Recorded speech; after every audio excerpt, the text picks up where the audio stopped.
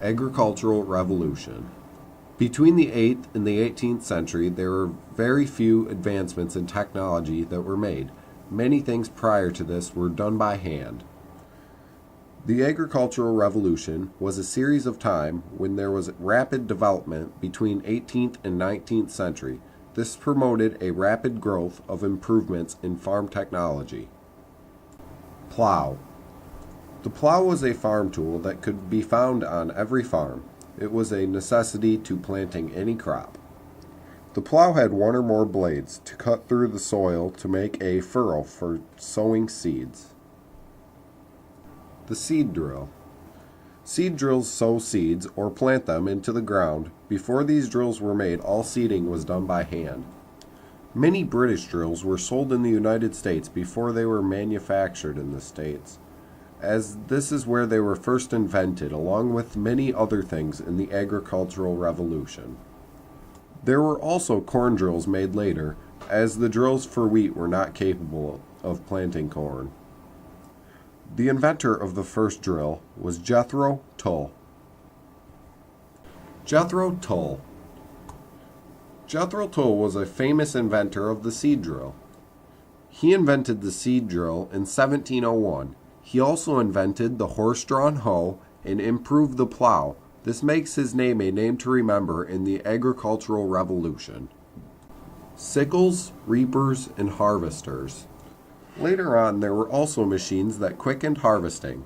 This started with the hand sickle, and then went to the mechanical reaper, and then finally, more commonly known, like today's, harvesters. Sickle is a curved blade on a long handle used to cut crop without bending over. This process was time-consuming, and you would still have to come back to pick up the crops.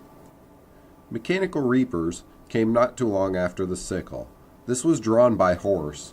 This would do the same thing as a sickle, but quickly and more efficient. The reaper binder would cut grain and then cut it to sheaves.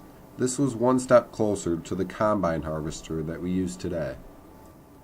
The combine harvester does it all. That is where they got the name combine. It would first harvest, then head, thrash, and clean grain, all while moving across the field. Crop rotation. Crop rotation helps savor the nutrients for crops to grow in their maximum yield. This means that after a year of wheat was grown, a year of turnips or clover would be grown to re-neutralize the soil.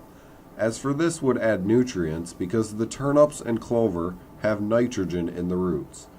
Nitrogen is a key chemical to reform lost nutrients in the soil. Enclosure acts.